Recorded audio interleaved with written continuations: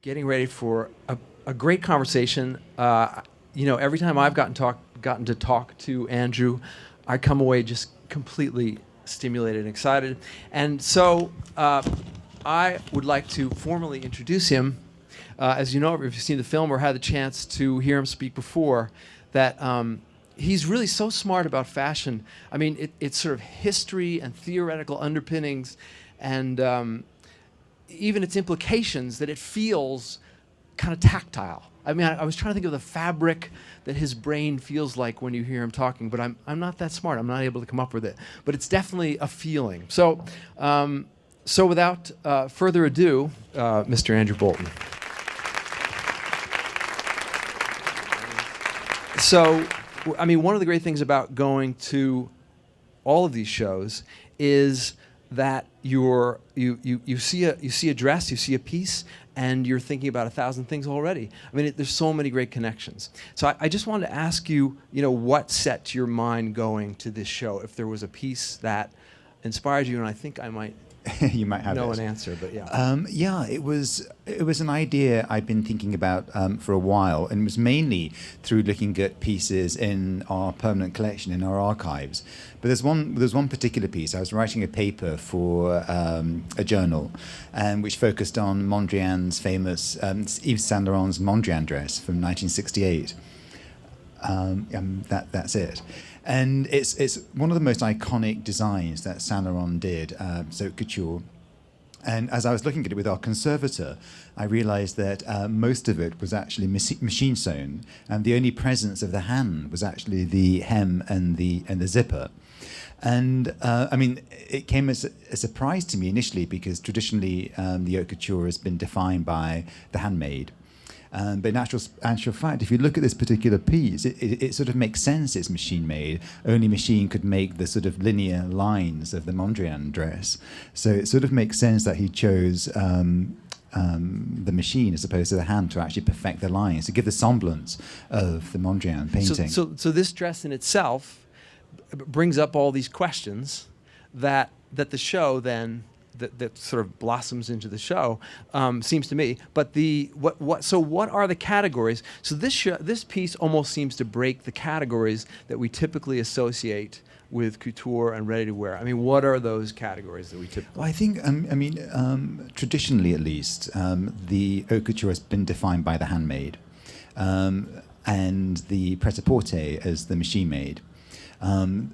What I found was interesting is that the sewing machine was actually invented in the 1850s, which was the time that the haute couture came into existence. So in actual fact, the sewing machine helped the haute couture to develop, but at the same time it also helps it to distinguish it from pret-a-porter, which was all about the machine.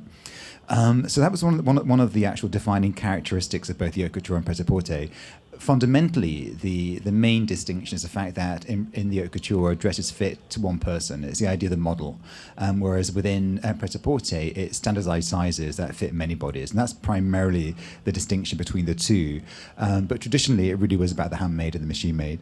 So just to start with this, here's the question: what is what is handmade and what is machine made, and where's the conflict, and what's the aim, just roughly? I think that it was interesting, and it really came out of a conversation I had with Johnny Ive, actually, who Apple, as you know, is the sponsor of the exhibition, and there was a conference on luxury in London? No, it's actually in Italy. I think it was in Milan. And what was interesting was, traditionally, again, the idea of the hand has always been seen as something about luxury. It's always about superiority. It's about spontaneity. It's about individuality. And the machine's often been seen as something that is inferior, about homogenization. It's about mass production. And as I began to work on the exhibition, I found that those sort of distinctions really don't hold up. And sometimes a dress that's been entirely made by machine is more time-consuming and more labor-intensive than a dress that's been actually handmade. So I think one of the main ideas behind the exhibition is to sort of demystify and debunk some of those associations with the hand and the machine, and at the same time come up with a new sort of paradigm for fashion in the 21st century. Is that not so limiting as haute couture and pret-a-porter. Right. So to take us through this idea, the exploration of these ideas, when we arrive at the Met, when we go to the Lehman wing, we see, and I guess I'm getting ready to go for the next slide, but we see what? What's the organizational situation? How do you organize it? We structured around Diderot's encyclopedia, and this is one example. This is a page from Diderot's encyclopedia, and one of the many things that upsets the world about this book is that it's the first time that someone says, what about fashion, about dress design? It was the first time that, in a way, fashion had been considered an art form. So it's placed on the same level as the arts and sciences, which were always the sort of the most distinguished of the arts since really Greek antiquity. So it really was the first time that fashion was considered an art form. So it was rather radical and provocative in its day. And what's interesting is all of the métiers that feature in Diderot's encyclopedia. You see it here. You're seeing artificial flowers, but it's also embroidery, it's feather work, it's lace work, it's leather work, and all of those métiers still define the haute couture today. Yeah, that's amazing. These definitions that you walk with through the show are fruitful in kind of giving you ideas about how they break and don't break. And it was sort of, it's such a huge topic, the idea of the man and the machine within fashion. So it was a very helpful structuring tool to really create a narrative arc for the exhibition. And they're amazing books in themselves. They're really beautiful in and of themselves. But part of the idea behind the exhibition also is to sort of get away from the idea that is fashion an art form. It's one of those arguments that constantly hound us, and critics are always sort of attacking fashion for not being an art form. Right. So I think part of the idea behind Diderot's encyclopedia was, and also focusing on the artistry of fashion, was for once and for all to sort of do away with the idea of is fashion an art form and start asking different questions about fashion. What does it mean? What's its significance? Where's it going? Right. And get away from the idea is fashion art. Well, it's a lot. You feel a lot about process and work and what those things are. And so let's try to go through a couple of métiers. Great. And I think the first one what are the métiers, just really quickly? The métiers on the up, there's two levels in Lehman. On the upper level is embroidery, featherwork, and artificial flowers. Yes. And then downstairs it's lacework, leatherwork, pleating, and we have a separate section on tire and flue, tailoring and dressmaking. So let's see. I think we go to we can get to this. Does pleating come under? It sort of does. It's pleating came out of actually fan making in the 18th century. So fan making, sort of the technique that was used to make fans was used to make pleating. But pleating, in a way, is probably one of the sort of most straightforward categories to sort of understand the thesis for the exhibition. Right. So here we have these very very famous dresses. What are the dates of these dresses? Well, this is Isimiaki, Please. And again, the pleating section starts with Mariano Ficini, who made hand-pleated silk dresses in the beginning of the 20th century. And even now, his process is so shrouded in mythology that we're not quite sure how he hand-pleated his garments.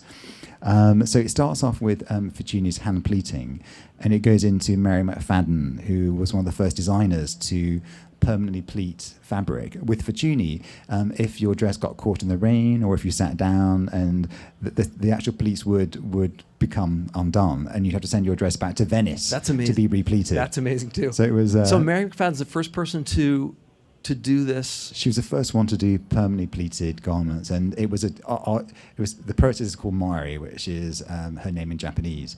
And the silk was actually, it's actually polyester, and the reason why we can have permanent pleats, it has a thermoplasticity that allows the pleats to set. But it's a complicated process where the fabric itself was woven in Australia, it was dyed in Japan and pleated in New York. But she definitely was the first one to do permanent pleats. And so these dresses, And- yeah. This is basically an advance of Mary McFadden. So it's Issey Miyake pleats, please, and he came up with a technique. So instead of actually pleating fabric, he would pleat garments. So what you're seeing, the big pink piece is the garment before it's pleated. So it's about 2.5 or 3 times the size of the actual finished dress. It must be bigger in order to pleat it down. Completely, and then the one next to it is the final product, the pleated version. Yeah. We have another pleated dress. So this is Raf Simons for Dior. So this is one of the examples. So even today, most pleats are actually permanent pleats that are machined. But in the haute couture today, some designers are still using hand pleating, and this is one example. And we're gonna go now to, because there's a. I mean, this is such a fraction of, and so I'm racing to get us to flowers. But this is kind of an excellent. That's who's that by? The two on your left, these two far left, Dior, Christian Dior, haute couture from the 50s. In the middle is Christopher Kane, a young English designer. The Dior pieces are entirely hand embroidered. The Christopher Kane is entirely machine embroidered, and then the Pradas on the far side are a combination of both hand and machine. And I think in the exhibition, to me, one of the ideas behind the exhibition, normally the hand of the machines are always seen as oppositional, as these polar opposites, very polarizing. And what we wanted to do was actually present the hand of the machine more as a spectrum of practice or a continuum of practice. So a lot of the actual pieces on display actually have an amalgamation of both the hand and the machine, a synthesis of the two. Let's see, the next dress I have is, yes, okay. This is an amazing dress. I'm overexcited about this dress. Just quickly tell the story. So this is Hussein Shalain. It's called the floating dress. It's actually mechanically operated. So the model would actually walk into the dress. Hussein Shalain, the designer, would have a remote control. It was on wheels. So the model would actually be wheeled around, remote control. And then the white sort of what Hussein calls pollen, they're actually made out of paper and Swarovski crystals. They're attached to these small triggers. So when you press a button, all of the pollen jump off the dress and sort of float down like spinning I love jellies. this under the rubric, under the métier of attaching flowers. Yeah, I bought more lilacs today, and the apartment is full of fragrance, but that would be easier. And then this dress, again, I mean, I don't remember which métier you had this under. This is actually embroidery. So, but I'm going out on the edge here, or crossing a line perhaps, because I see it as an organic form. And so if you would, it's so exciting to hear how this dress happens. But it's true, Bob, because it was actually inspired by fossils. But in actual fact, it's embroidery that's actually been grown. So it has no stitches. So it's actually a layer of cloth, on top of which is placed a layer of rubber, liquid rubber. And then within that, Aris van Herpen, the designer, places iron filings and iridescent powder. And she uses a magnet to draw out the iron filings. So what you see, the sort of three-dimensionality of it is actually sequins that have been grown through a magnet. I think that, see, the next dress, so we have, actually, I think that's the 1300. That's right, yeah. So the one in the middle is Chanel, and it's made out of 1,300 camellias that have been hand-applied. So these are more flowers, but I'm going to be almost crude in the rushing to the next slide, because I wanted to get to lace making, and this dress, 1919, we were saying. So yeah, this is Paul Poiret, and it's actually one of the masterworks of our collection. It was made in 1919. Paul Poiret was really the father of modern fashion, and he was a designer who did away with the corset. He invented clothes that hung from the shoulders as opposed to the waist. The first fashion shoot, Steichen was dared, I read once, to take a photo of fashion as art. Yeah, and he used him. I think so, and I think that he very much saw himself as an artist. He was a real bon vivant, and he finally ended up his life bankrupt and impoverished. But he really was one of the most successful designers of the 20th century and the most important. And this particular piece, the white, it's actually leather. It's kit leather. Amazing. That's been hand cut and then hand sewn to the dress. And it's a really refined sort of silhouette. Considering it's 1919, it still has a sort of really modern sort of sensibility. I could ask questions for a couple hours, because 1919 and all the revolutions are going on, and why does it seem like Emma Goldman could wear this as well as someone at a... So it's a fascinating piece. Absolutely. He was Chanel's arch rival. And there's a very famous anecdote that as Chanel was coming to the fore and Poirot is becoming less and less fashionable, Chanel's known for her little black dress. And Poirot bumped into her in the street and said to her, "Oh, Miss Chanel, for whom are you mourning?" And she said, "For you, monsieur."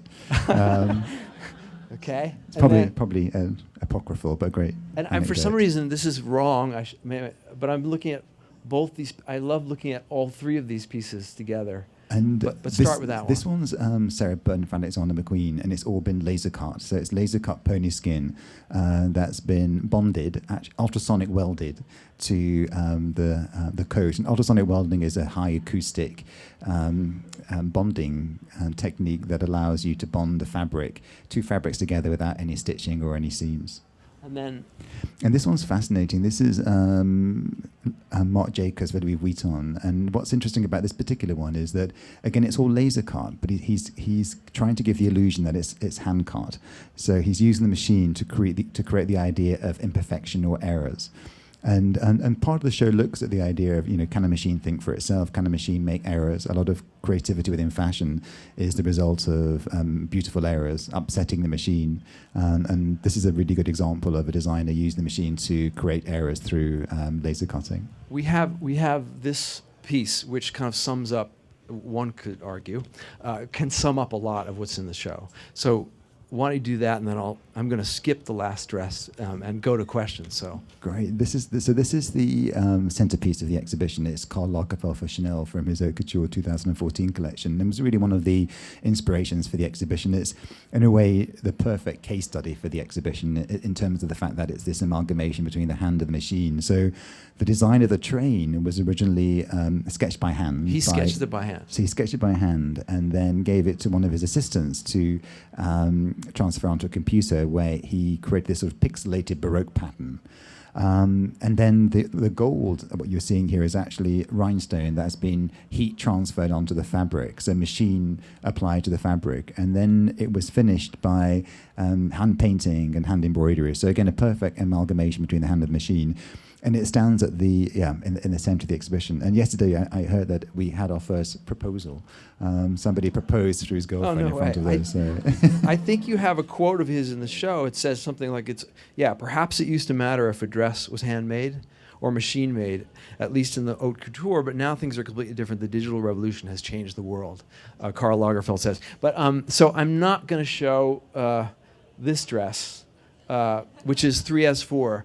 One of my favorite design teams, because there's no time, and so I'm not going to ask you to talk about how, in a way, we think of a computer as, not human and not touched, not about touch, but in fact they're using 3D printing to make things that they then use and think about with hands in a way that. So don't say one short thing about this. I mean, do you feel that way about this? I mean, I do, and it's sort of 3D printing's fascinating because in the exhibition, it's the show's really focusing on sort of hidden or quiet technologies. So it's not really focusing on sort of technology that seems immediately technological, apart from 3D printing. And the main reason to include it is that, I think it has the potential to be as revolutionary as a sewing machine. The idea of having a 3D printer in your home to 3D print a dress or a jacket to your body is that the ultimate version of haute couture. So it has the potential to be as radical as the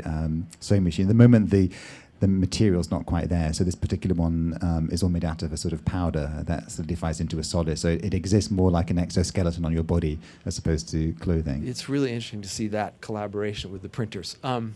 So does anybody have, there'll be a question. Yes, go ahead. What do you think will continue to define the haute couture 20 years from now? And that's a really good question. And I think this show tries to address that without really providing any answers, to be honest. But I think that what's interesting is that the distance between the haute couture and high-end pret-a-porter is really diminishing. I think the distance between fast fashion and high-end pret-a-porter is huge.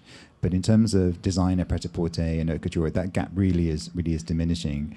I think that to me, the only difference now is fit. The idea that within the haute couture, you can buy a garment exclusively made to your body, and very few models are produced, whereas in pret-a-porter, more models are produced. To me, that's the sort of only distinction. I was wondering if you had intended for the audience to experience the exhibit in any specific way, or if there's any specific route that you were hoping for them to take For this exhibition. For this exhibition, Yeah, yes, I think that I deliberately wanted to do an exhibition that was more focused on technique and construction after China, which, as you say, is a very narrative-based exhibition. And I was beginning to be pigeonholed as being a curator that's all about showmanship. So I wanted to sort of pare it back a little bit and just really focus on technique and construction. But I think that the way I try to curate is that no matter where you are in the exhibition, it stands alone as a theme. So there is an ideal route, which you start on the top floor and you go through embroidery, featherwork, artificial flowers, you go downstairs to leather, lace and pleating. But no matter where you are in the show, each of those themes stand alone. It's almost like having 9 mini shows in one exhibition. So I try to curate shows so that wherever you are, you're not confused by the overarching sort of narrative in a way. Do you think in some ways the mechanization of fashion is how it became taken seriously as an art?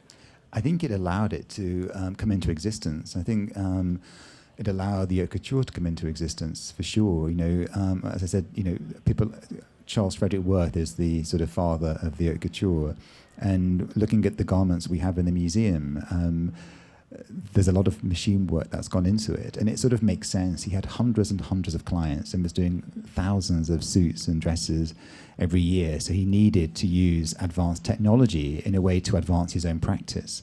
So I think absolutely, I think that the sewing machine in particular, which revolutionized fashion, it transformed it from handmade to machine made. So I think certainly the fashion system came to existence through the machine, for sure. Yeah. I would like to know, why is it only women's wear? I think it was one way of just, it's a good question again, of narrowing our focus. The theme itself was so enormous, and I think I started off with something like 1,200 outfits, and narrowing it down to what we have now is 170. So not including menswear was one way of narrowing my focus in a way, and it was. Curating is a really heartbreaking process sometimes. You have your ideal storyboard. Sometimes the designer doesn't have the piece you want, or sometimes they don't want to be next to another designer. There's always all these different criteria that we have to consider when we're putting together an exhibition. And you make a lot of compromises along the way. But yeah, it would have been nice to include menswear in it, but it just was a way of narrowing my focus a little bit. Hi, I was wondering if you could elaborate on Apple's, in particular Johnny Ive's involvement in the exhibition. Sure. Apple were the sponsor for the exhibition, and it was Anna who really brought Johnny to the museum. And whenever we do an exhibition and look for sponsorship, we always try to find a company or a design house where there's a sort of synergy or a connection to the theme. So in terms of this particular exhibition, which is all about hand, machine, the idea of craftsmanship, which is really all what Apple's about, it seemed to be the perfect sort of connection. And it's something that the show really spoke to Johnny. He liked the idea of the thesis for the exhibition. He felt that's where his focus in terms of Apple is also directed. So it was really just the idea. It seemed to be a synergistic sort of relationship. Well, thank you so much. Thank you.